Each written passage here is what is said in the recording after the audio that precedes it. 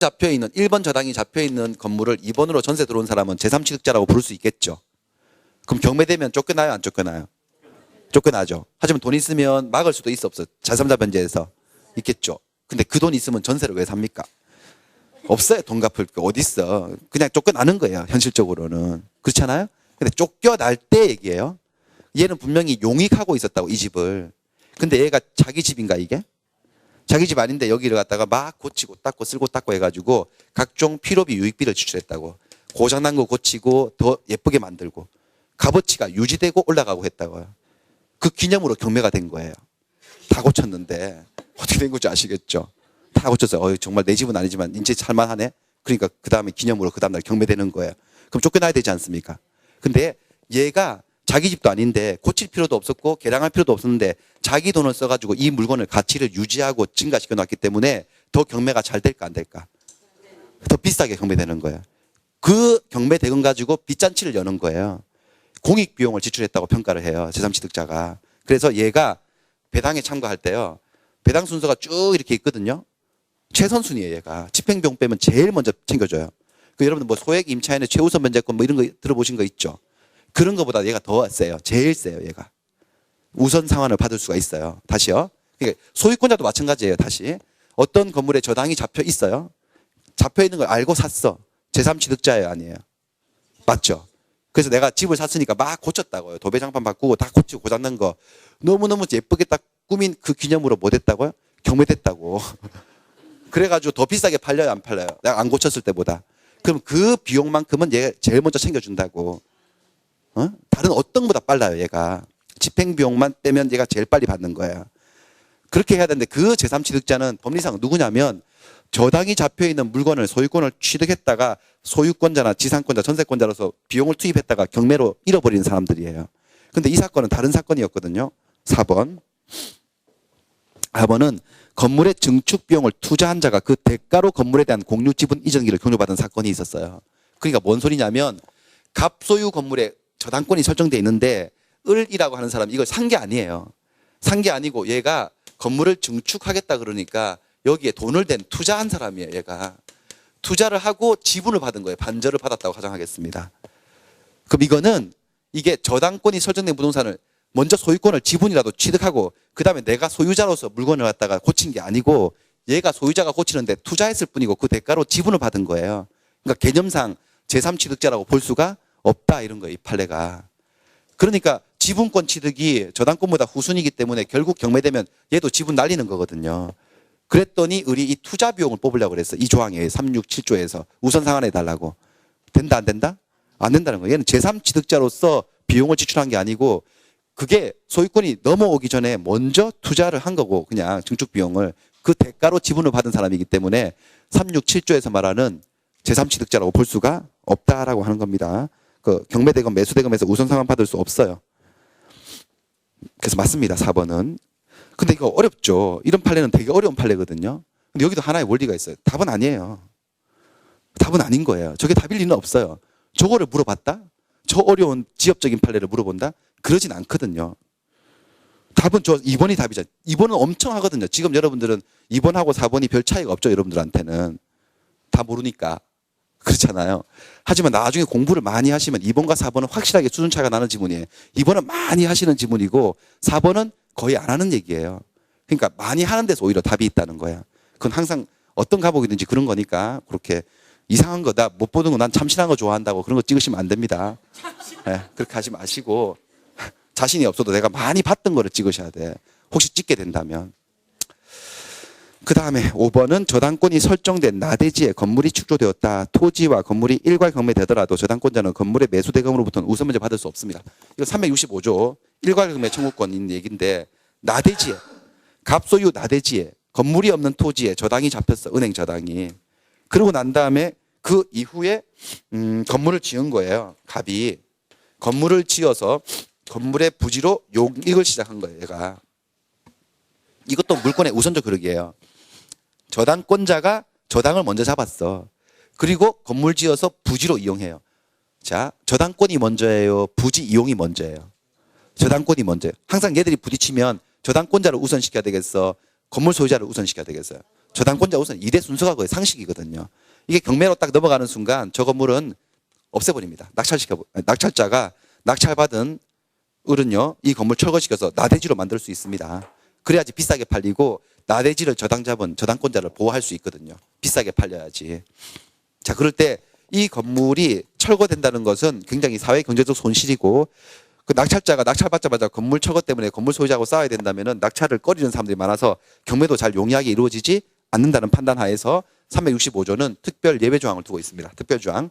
토지를 저당 잡았으면 토지만 경매해야 되는 건데 토지에 저당을 잡을 때 나대지였고 그 다음에 건물이 지어지고 그 다음에 토지만 경매시키면 건물 철거 때문에 경매가 제대로 안 되니까 토지 건물을 일괄해서 경매할 권리를 줍니다. 토지 저당권자에게. 원래 건물은 토지하고 별개 물건이어서 토지에 대한 저당권의 효력은 건물에는 절대로 미치지 않아서 토지 저당권 가지고 건물 경매 못 들어가는 게 원칙이거든요. 근데 여기는 특수 상황이에요. 토지 저당권 가지고 건물까지 싸잡아서 경매할 수가 있다. 이 싸잡아서 하는 경매를 뭐라 한다? 일괄 경매 청구할 수 있어요. 근데 일괄 경매 청구를 할 수 있는데 한다 하더라도 토지 저당권의 효력 자체가 건물에 미쳐서 하는 건 아니거든요. 그러니까 우선 변제는 어디 경매 대금에서만 받아야 되는 거? 토지 경매 대금에서만 받아가고 건물의 경매 대금에 대해서는 우선 변제권 행사할 수가 없습니다. 같이 경매만 시켜놓는 거예요. 그러니까 그 365조 단서에 있습니다. 단서 조항에 있습니다.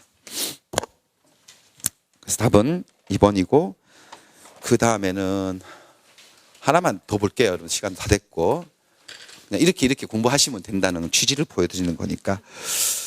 자, 55번 하나 볼까요? 부동산 물권 변동과 공시에 관한 설명으로 틀린 거.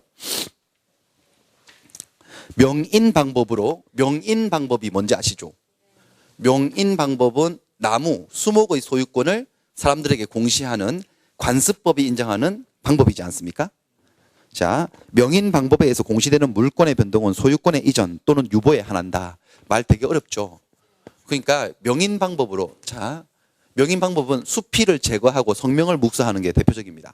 나무 껍데기를 벗기고 거기다가 소유자 이름을 적는 거죠. 아무개, 이렇게 서석진, 어떻게, 요 화살표 돼 있다 그랬죠. 이렇게. 그 뒤로 돌아가 보면 뭘 봐. 이렇게 돼 있어요.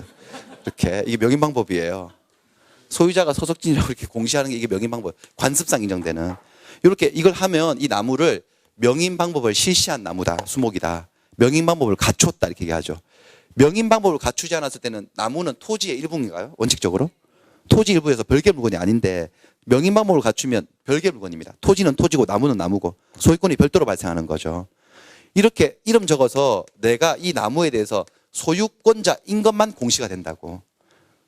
이렇게 이름 딱 적으면 소유권자예요. 그러니까 소유권이 나한테 있다. 유보. 그럼 소유권이 이전되었으면 어떻게 될까요? 이 나무 팔면요. 누구한테 팔아볼까요? 누가 유명하세요? 우리 김덕수 선생님 할게요. 같이 민법 선생님.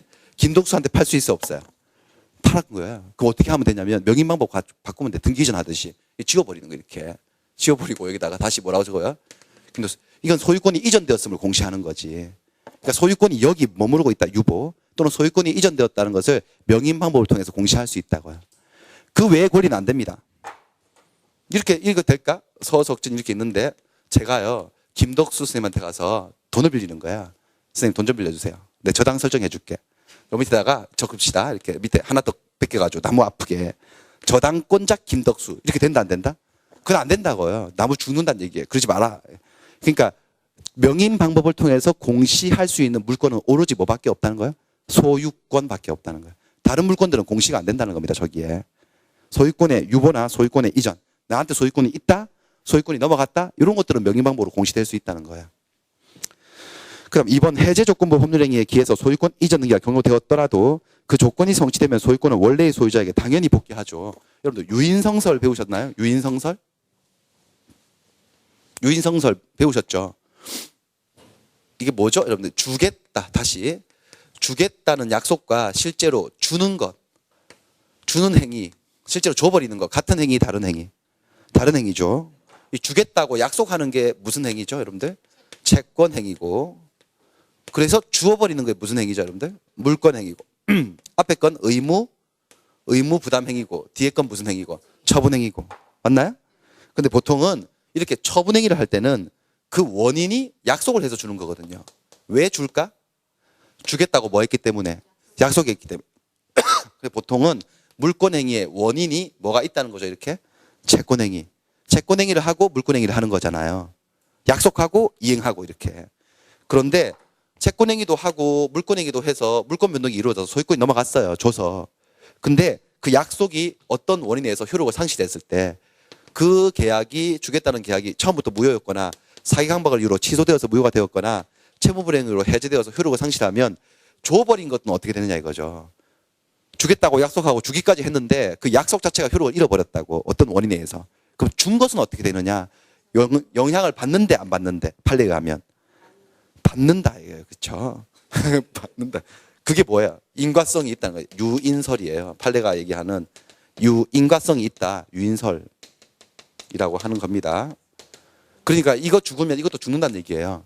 그러니까 내가 집을 넘겨주겠다고 매매계약하고 채권행위하고 집을 넘겨줬어. 소유권 이전까지 다 해줬어.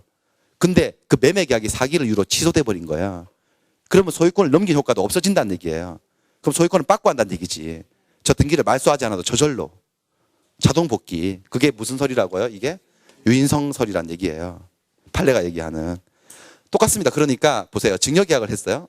갑과 을이 증여를 계약을 했어요. 증여는 채권행위 주겠다는 약속이거든요.